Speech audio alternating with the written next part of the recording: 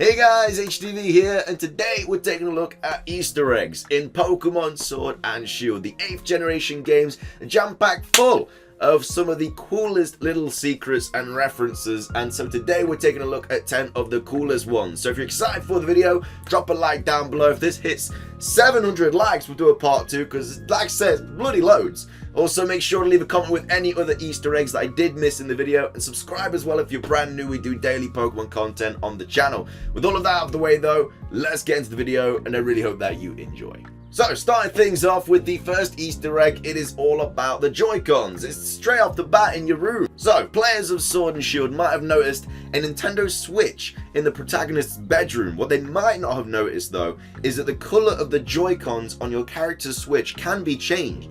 To do this, the player needs to have different colored Joy-Cons to switch out. Whatever change the player makes in their Joy-Cons color is reflected in the game. This doesn't do anything else other than change the color that we obviously know about, but it is still a neat little extra from Nintendo that most companies wouldn't even think to include. Even the rarer Joy-Con colors as well, like purple and yellow, or even the Splatoon Joy-Cons can also be included. Coming up next for the second Easter egg in Pokemon Sword and Pokemon Shield is kind of a running theme, and it's all about the Ghost Girl. We've seen her in X and Y, she's back in Sword and Shield. So, one recurring Easter egg hidden away in several Pokemon games is of course the appearance of the Ghost Girl. Many true fans of the series were wondering pre-launch if the game would have a Ghost Girl to encounter. To find the Ghost Girl in Pokemon Sword and Pokemon Shield, the player must go to Hammerlock and talk to a young girl named Paula. She will give the player a letter to deliver to a boy in Ballonlair. I don't even know how to say that bloody name, but when the player finds the boy, who is obviously named Frank, they discover he is now an old man. The guy's aged a little bit since Paula bloody last saw him.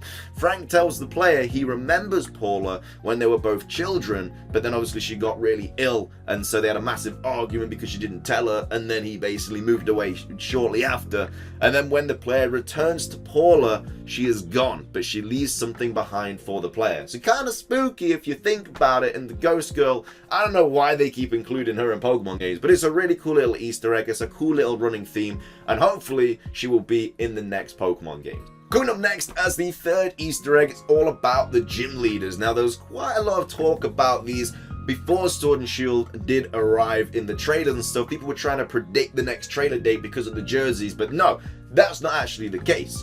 So mildly observant players might have noticed that the gym leaders in the game have numbers on their jerseys. Like many players, they might have assumed that these numbers were picked for a reason. Fans of the series immediately suspected these numbers had a deeper meaning though, and they were right. Hiragana, like kanji, is a method of expressing the Japanese language into writing. If the numbers on the gym leaders' jerseys are translated using hiragana, hoping I'm getting that right by the way, their true meaning becomes apparent. So a few examples are Milo, who's the grass trainer gym leader.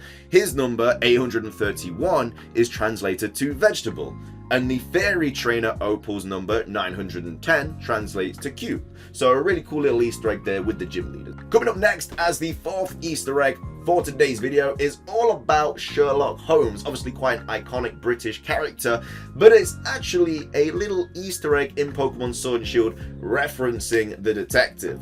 So the Galar region is of course based on Britain, so how fitting is it that the developers put in a Sherlock Holmes style mystery for the player to solve.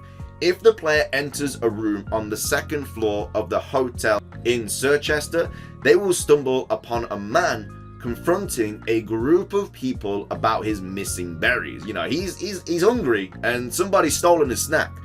But he is convinced that the berries were eaten by someone in the room. The player has to basically ask all of the different suspects about the berries and find out who the guilty party is. It's not really a difficult task because this Squover just jumps up and it's obvious that he's eaten the berries. But basically, after discovering who took the berries, the player is rewarded with the wide lens, which is cool, but it's a nice little Easter egg and reference to Sherlock Holmes, who's of course, like I say, a huge iconic British character. So yeah, really cool little Easter egg in Pokemon Sword and Shield for that. Coming up next, we have a Easter egg about a potential Generation 9 region, and that is all because of Copperajah's Pokedex entry in Pokemon Sword. Now, this is taken from HDvee.com. I will link this in the description down below. But as you can see, we do have the Pokedex entries for Copperajah and Gigantamax Copperajah. So obviously in Shield, it says these Pokemon live in herds. Their trunks have incredible grip strength, strong enough to crush giant rocks into powder. But Pokemon Sword is the interesting one. They came over from another region long ago and worked together with humans. Their green skin is resistant to water. Now, I don't know about you, but I ain't never seen any Copperajah in any other bloody regions. I ain't seen any in Kanto, Johto, Hoenn, Sinnoh. You name the lot. Hadn't seen them. I know it came a long time ago, but surely if the Pokemon was from one of the regions we've already visited, it would still be there. So that has kind of given the idea that this Pokemon was probably something that came from a new region that we haven't discovered yet. It's given the idea that the next region could be based on India. There's a lot of references to that in Sword and Shield and other games, but that's for a different video entirely. I actually made a video about it. But either way, really cool little Easter egg referencing a different region that we don't know about. Coming up next for the 6th Easter egg in Pokemon Sword and Shield is all the different references to other regions in Pokemon Sword and Pokemon Shield. I'm just going to display a couple of them on your screen right now, but there is a bunch to go over. So basically, there's this dude in Motostoke who says, "How's it? I came all the way from Alola to watch the gym challenge in person." We then have another person in, I think it's Hammerlock, who says, "I hear curry's really popular in places like Kanto." And then we have another person in, I think, Winden, who says the Galar region's really growing on me, obviously meaning that this person has come from a different place entirely. And then we have a woman in a hotel, I think this is also in Winden, it might be Sirchester, who says, "I came to Galar on my Braviary instead of my private jet, but I must admit it was a little tiring." So again, referencing her coming from a different region. So yeah, just a cool little Easter egg referencing all of the different characters and NPCs that are coming from different regions. I don't know about you, but it's always cool to see them talk about different regions in a new Pokemon game. But anyway, cool little Easter egg to take a look at in Sword and Shield. Coming up next for the 7th Easter egg in Pokemon Sword and Shield is all about Octillery. Now, is an Easter egg that is a nod and a wink to observant Pokemon trainers. So when running around Motostoke, the player might come across a building that looks a lot like a firehouse with its 2 large garage doors. Above the doors is a symbol that true fans of the series will appreciate. The symbol is Octillery wearing a firefighter's uniform, complete with helmet. Since Octillery shoots water and ink through its fire hose-like nose and learns obviously a bunch of different water-type moves, it is appropriate as well as amusing for it to be the mascot of a firehouse. Not only that, but the design also kind of resembles Octillery's first design in Generation 2 before they changed it, which was originally a tank. So again, could be a little nod to that as well, but still a really cool little Easter egg for Octillery being kind of the fire putting out Pokemon, if you kind of get what I mean. The 8th Easter egg for today's Pokemon Sword and Shield video is all about Morimoto. Now, Morimoto, like the Ghost Girl, is another recurring Easter egg in Pokemon games. Shigeaki Morimoto has worked on every Pokemon game in one way or another. Starting with Pokemon Black and White, Morimoto has appeared in-game several times. In Pokemon Sword and Pokemon Shield, Morimoto is a policeman. Before finishing the game, he will tell you to seek him out when you have become the Pokemon champion. When the player is ready to battle Morimoto, he can be found in the hotel in Sirchester. If the player is victorious, they will receive a special gift from Morimoto, the Oval Charm, which basically allows Pokemon to breed faster, so very useful for shiny hunting or hatching competitive Pokemon. Not only that, you can also battle him every single day. He has a really cool strong team, so definitely something to think about if you ever are in Sirchester again.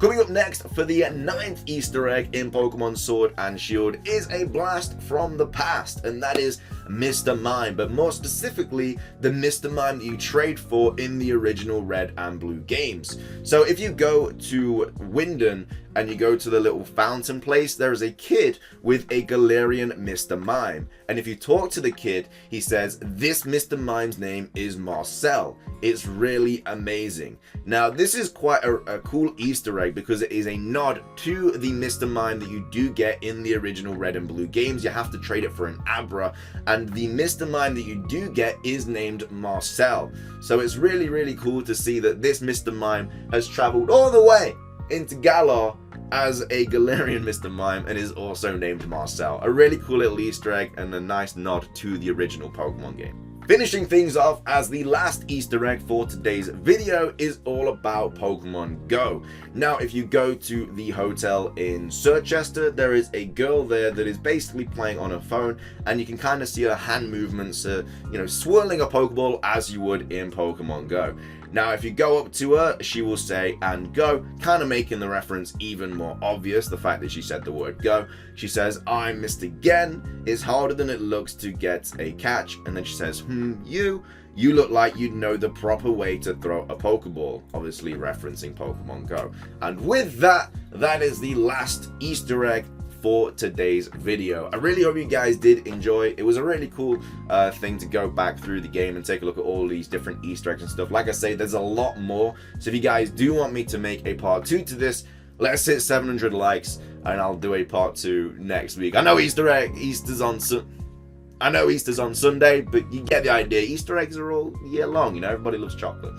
Either way though, thank you so much for watching. Make sure to drop a like, leave a comment with any of the Easter eggs I missed in today's video, subscribe if you're brand new. That's everything from me. Have a fantastic rest of your day, have a fantastic Easter, and until next time, peace.